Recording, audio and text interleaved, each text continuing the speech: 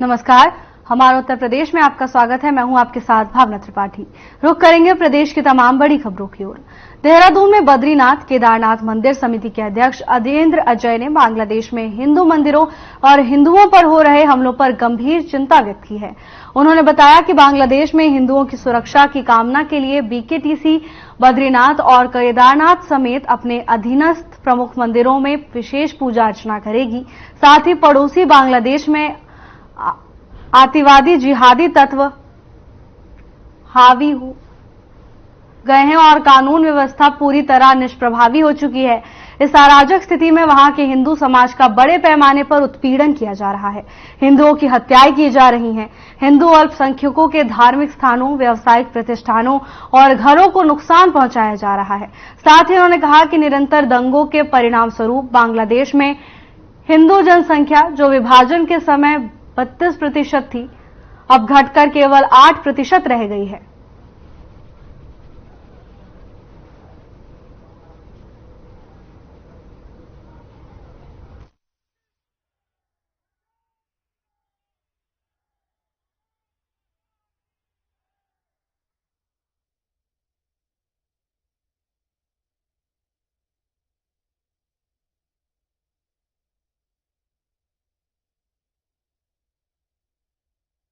अजय ने चिंता व्यक्त की है। उन्होंने कहा कि ऐसे हमले चिंता का विषय है।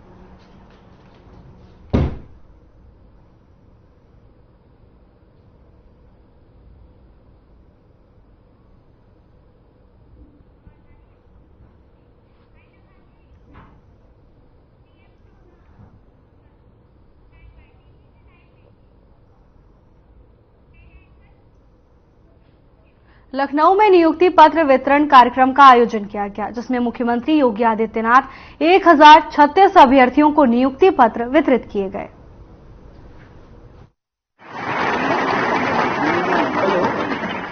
और अतिथि देवो भव की परंपरा का निर्वहन करते हैं। और सबसे पहले मैं अनुरोध करूंगी प्रमुख सचिव महोदय स्वास्थ्य चिकित्सा एवं परिवार कल्याण श्री पार्थ साटी सेन शर्मा जी का कि मंचासीन अतिथियों का स्वागत अभिनंदन करें।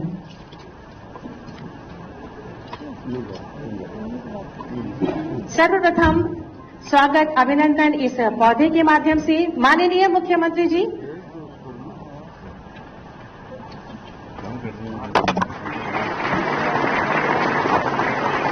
स्वागत अभिनंदन पुनः अनुरोध करूंगी कि स्वागत करें माननीय उप मुख्यमंत्री उत्तर प्रदेश माननीय श्री ब्रजेश पाठक जी का।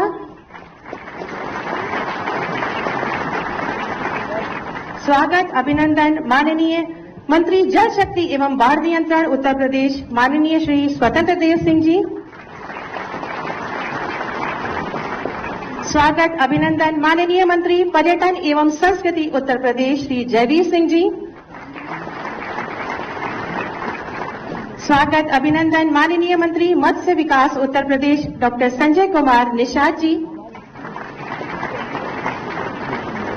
स्वागत अभिनंदन माननीय राज्य मंत्री स्वतंत्र प्रभार उद्यान कृषि विपणन कृषि विदेश व्यापार तथा कृषि निर्यात श्री दिनेश प्रताप सिंह जी।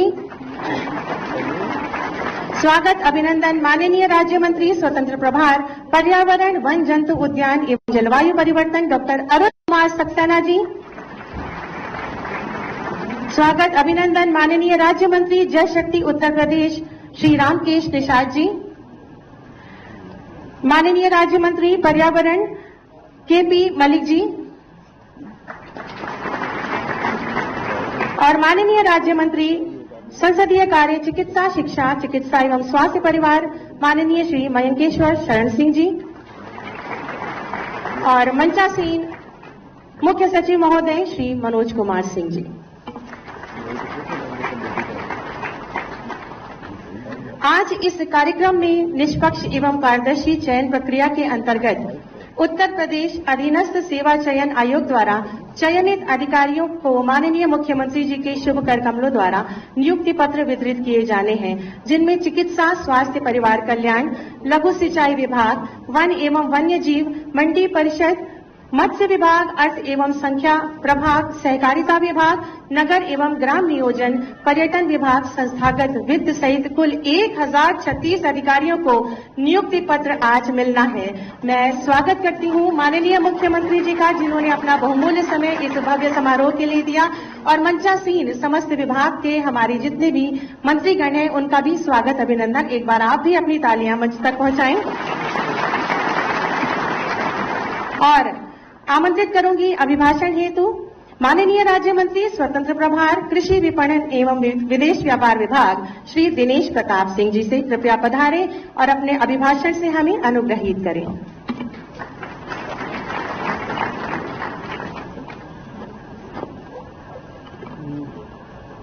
उत्तर प्रदेश के यशस्वी तेजस्वी माननीय मुख्यमंत्री आदरणीय श्री योगी आदित्यनाथ जी,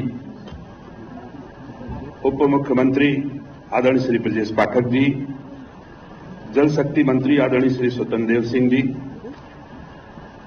डॉक्टर संजय निषाद जी, माननीय मंत्री डॉक्टर संजय निषाद जी, माननीय मंत्री श्री जयवीर सिंह जी, माननीय मंत्री आदरणीय अरुण कुमार सक्सेना जी, माननीय मंत्री श्री वेंकटेश्वर शरण सिंह जी, माननीय मंत्री श्री रामकेश निषाद जी, माननीय मंत्री श्री केपी मलिक जी, मुख्य सचिव उत्तर प्रदेश श्री मनोज कुमार सिंह जी, कृषि विपणन के प्रमुख सचिव श्री रविंद्र कुमार जी, सभी उपस्थित राज्य सरकार के अधिकारीगण,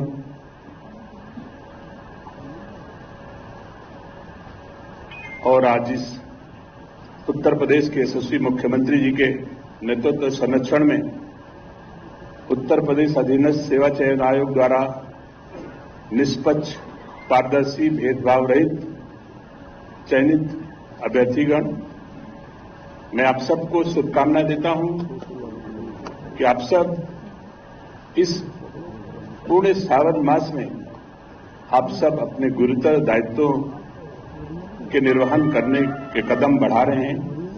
भगवान भोलेनाथ आप सबको शक्ति दे कि देश के यशस्वी प्रधानमंत्री, उत्तर प्रदेश के यशस्वी माननीय मुख्यमंत्री जी की आशा के अनुरूप अपनी भूमिका का आप निर्वहन करें।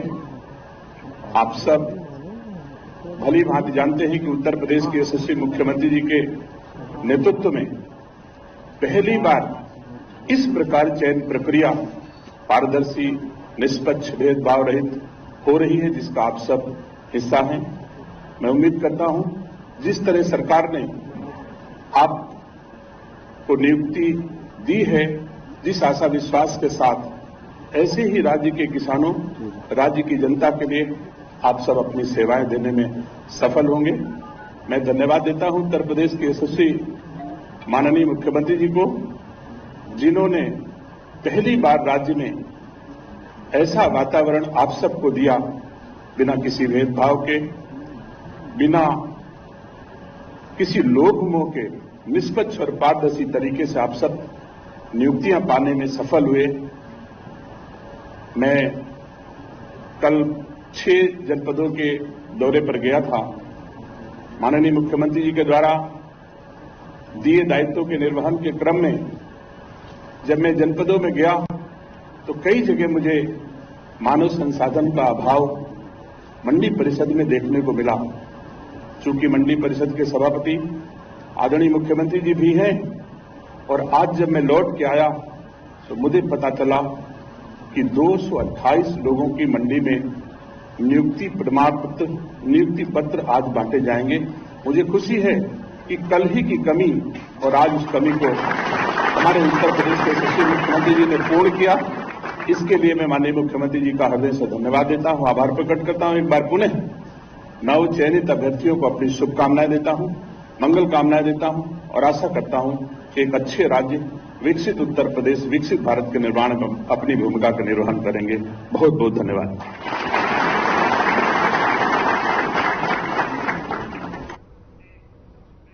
एक छोटे से ब्रेक के लिए रुकेंगे, जल्द हाजिर होंगे ब्रेक के बाद।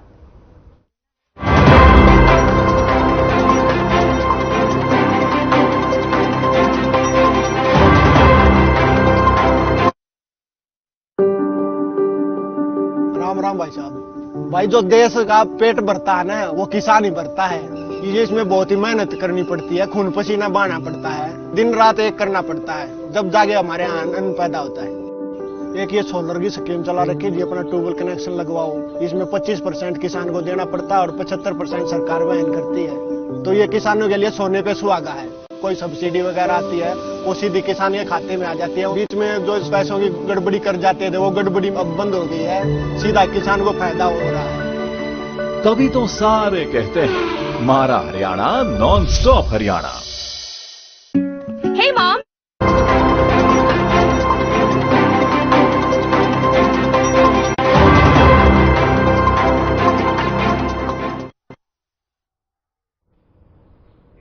ब्रेक के बाद आपका स्वागत है। खबरों में आगे बढ़ेंगे। लखनऊ में हर घर तिरंगा अभियान के अंतर्गत तिरंगा यात्रा बाइक रैली को हरी झंडी दिखाकर मुख्यमंत्री योगी आदित्यनाथ ने रवाना किया।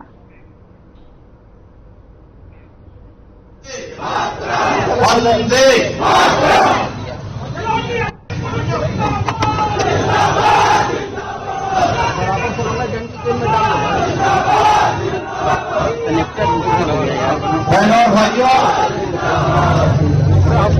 भारतीय जनता पार्टी युवा मोर्चा के तत्वाधान में भारतीय जनता पार्टी महानगर लखनऊ के द्वारा आयोजित इस तिरंगा यात्रा कार्यक्रम के शुभारंभ के अवसर पर मैं आप सभी उत्साही राष्ट्रभक्तों का हृदय से स्वागत करता हूं, अभिनंदन करता हूं।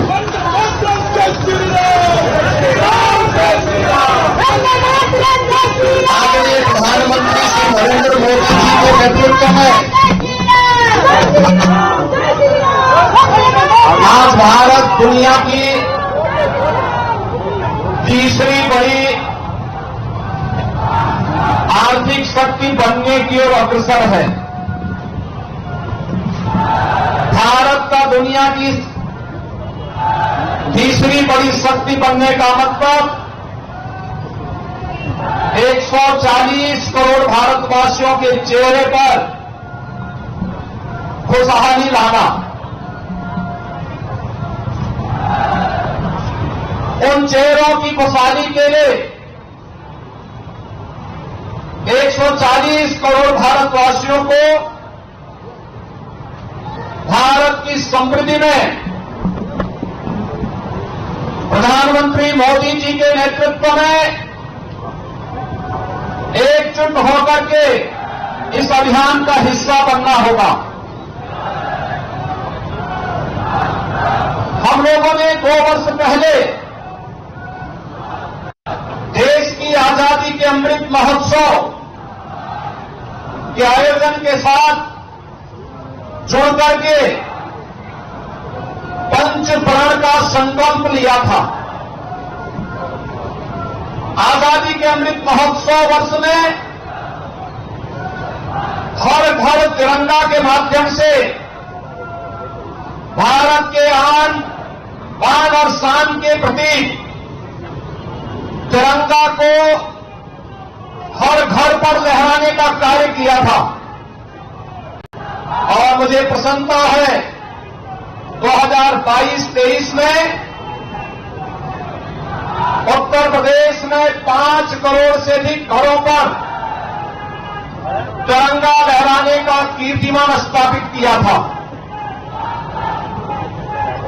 गत वर्ष भी आजादी के अमृत काल के प्रथम वर्ष में उत्तर प्रदेश में लगभग 4.5 करोड़ घरों पर तिरंगा लहराने का कार्य हुआ था।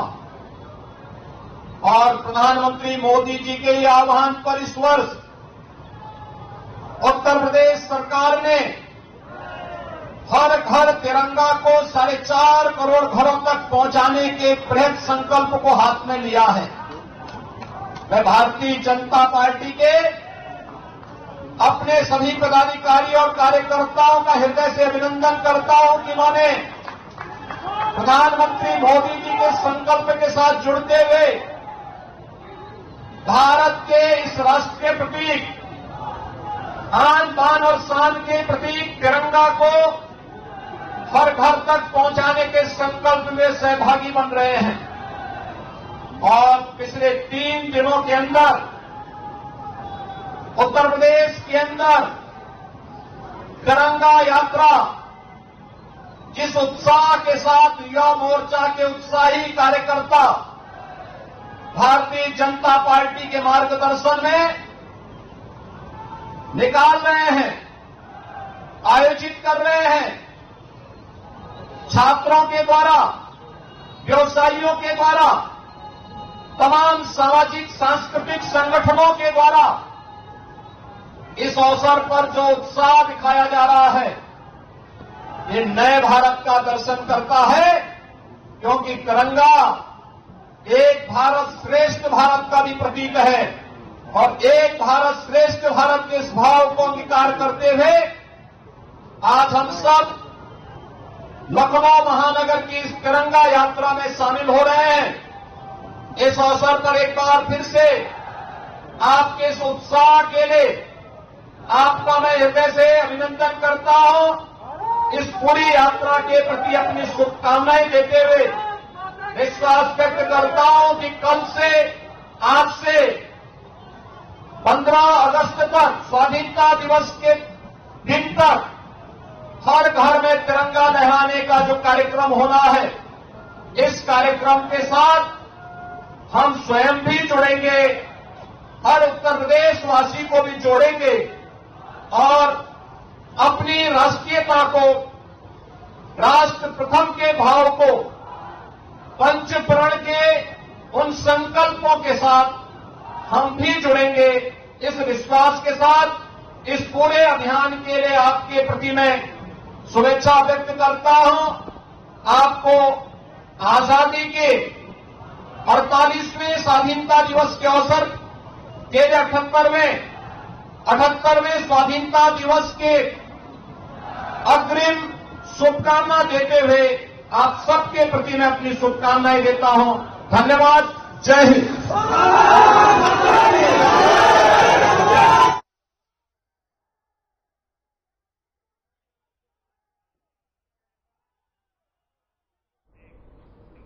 तो लखनऊ से उत्तर प्रदेश के मुख्यमंत्री योगी आदित्यनाथ को सुन रहे थे आप, जहां उन्होंने तिरंगा यात्रा को लेकर संबोधन किया। खबरों में आगे बढ़ेंगे। बीजेपी के राष्ट्रीय प्रवक्ता सुधांशु त्रिवेदी ने बीजेपी मुख्यालय दिल्ली में प्रेस कॉन्फ्रेंस की, क्या कुछ कहा, आइए आपको सुनाते हैं। और भारी मन से देश देख रहा है। उत्तर प्रदेश में, अयोध्या में हम सब ने देखा कि समाजवादी पार्टी के एक नेता मोहित खान के ऊपर किस प्रकार नाबालिग के साथ बलात्कार का आरोप लगा, और उसके ऊपर हमने ये देखा कि संवेदनशीलता तो छोड़िए, किस निर्लज्जता के साथ उसके ऊपर राजनीति की गई।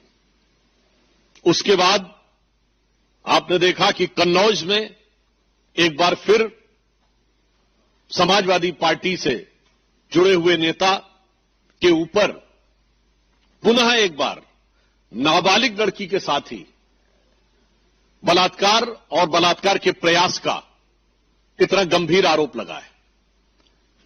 विषय अपराध एक तरफ है, परंतु अपराध के प्रति संवेदनहीनता उससे ज्यादा बड़ा गंभीर विषय है। कन्नौज के इस प्रकरण के ऊपर पहले समाजवादी पार्टी का यह कहना कि उससे हमारा ऐसा संबंध है, वैसा संबंध है नहीं है। जहां तक अखिलेश यादव जी की उनकी संवेदना की चिट्ठी तक अवेलेबल है, और उससे अधिक गंभीर बात है कि समाजवादी पार्टी की एक नेत्री ने यह तो स्वीकार किया ही कि कन्नौज का आरोपी उनकी पार्टी का पूर्व नेता है, उसके साथ एक बहुत ही संवेदनहीन और अशोभनीय बयान भी दिया कि 15 वर्ष की वह लड़की कौन सी नौकरी प्राप्त करने के लिए रात में गई थी। मुझे लगता है कि ये समाजवादी पार्टी की जो असली फितरत है और जो उनकी इस प्रकार के अपराधियों को कवर फायर देने में जो उनकी सीमा है उसको वो दर्शाता है। हम ये कहना चाहेंगे कि उत्तर प्रदेश में एक दौर में समाजवादी पार्टी के नेता ने कहा था, दो लड़कियां जिनके साथ बलात्कार हुआ था उन्हें न्याय नहीं मिला था तो उन्होंने आत्महत्या कर ली थी। उसके बावजूद एक ऐसा असंवेदनहीन बयान दिया था कि लड़कों से गलती हो जाया करती है। आज मैं कहना चाहता हूं कि यूपी के जो दो लड़के हैं, जो चुनाव के समय कहते थे दो लड़के, उन लड़कों के साथ के जो लोग हैं वो गलती नहीं अपराध कर रहे हैं। और जब से ये दो लड़कों की ताकत बढ़ी है तब से अपराधियों की हिम्मत और हिमाकत भी उसी अनुपात में बढ़ती हुई नजर आ रही है। दुख की बात यह है कि इस प्रकार के विषय पर, जहां नाबालिग बच्चियों के साथ इस प्रकार के दुष्कर्म का आरोप हो, वहां पर ईमानदारी से, क्योंकि हम ये मानते हैं कि अपराध और अपराधी को जात पात, पंथ, मजहब और राजनीतिक दल के तराजू पर नहीं तौलना चाहिए, उसे सिर्फ अपराधी देखना चाहिए। परंतु उसके बावजूद बजाय संवेदनशीलता के अनेक प्रकार की मांगे की जा रही हैं। कोई डीएनए टेस्ट की मांग कर रहा है, कोई कुछ। तो मैं बताना चाहता हूं कि समाजवादी पार्टी का तो डीएनए ही क्या है। अपराध और अपराधियों का सहज साथ, ये पूरे उत्तर प्रदेश को पता है कि अपराधियों के हौसले सबसे ज्यादा बुलंद समाजवादी पार्टी के शासनकाल में होते थे। और समाजवादी पार्टी का असली डीएनए में समाजवादी पार्टी के ही बहुत पुराने समाजवादी नेता हुए और शायर हुए अदम गोंडवी, जिनकी की एक बड़ी प्रसिद्ध पंक्ति है, और ये मैं कैविएट लगा के बोल रहा हूं, ये उनके शब्द हैं, मेरे नहीं है। उन्होंने समाजवादी पार्टी में आए हुए आपराधिक तत्वों के हौसले बुलंद होने पर दुखी होकर लिखा था कि समाजवादी आंदोलन कहां पहुंच गया। उन्होंने ये लिखा था कि काजू भुना है प्लेट में और विस्की गिलास में, उतरा है राम राज्यों विधायक निवास में। और आगे उनकी लाइन है, पक्के समाजवादी है तस्कर हो या डकैत। मैं कैविएट लगा बोल रहा हूं, उनकी लाइन है, मेरी नहीं। पक्के समाजवादी है तस्कर हो या डकैत, कितना असर है खादी के उजले लिबास में। तो मुझे लगता है कि ये समाजवादी पार्टी के ही एक समाजवादी नेता के दिल का दर्द आज की समाजवादी पार्टी के असली डीएनए यानी राजनीतिक डीएनए को बताने के लिए पर्याप्त। दूसरी, उससे भी अधिक दुखद, जघन्य और दुर्दांत घटना जो कि पश्चिम बंगाल में हुई। और दुख की बात यह है कि वहां पर इससे भी अधिक विभत्स तरीके से अपराधियों को संरक्षण देने का जो प्रयास किया जा रहा है वो और भी अधिक दुख देने वाला है। जिस प्रकार से वहां प्रिंसिपल को हटाया गया और 24 घंटे के अंदर दूसरे कॉलेज में नियुक्त कर दिया गया, इससे पश्चिम बंगाल की सरकार की उन अपराधियों के प्रति किस प्रकार की संरक्षण की भावना है वो बेनकाब हो जाती है और पश्चिम बंगाल सरकार के द्वारा हो रहे किसी भी जांच के ऊपर बहुत गहरे शक की दीवार खड़ी कर देती है।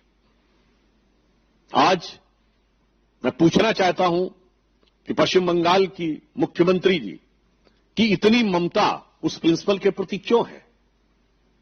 और मैं यह भी पूछना चाहता हूं कि जब मांग की जा रही है कि सीबीआई को वो जांच दे दी जाए, तो आप ये कह रही हैं कि इतने दिनों तक यदि ये ना हो सका तब सीबीआई की बात करेंगे। तो मेरा सीधा सवाल और आरोप है तृणमूल कांग्रेस की सरकार से कि इतने दिन की मोहलत किस लिए दी जा रही है। ये इतने दिन की मोहलत किस प्रकार के मैनिपुलेशन के लिए दी जा रही है क्या? क्योंकि संदेश खाली में भी हम लोग यह विषय देख चुके हैं। फिलहाल के लिए बस इतना ही। जल्द हाजिर होंगे नई अपडेट्स के साथ। नमस्कार।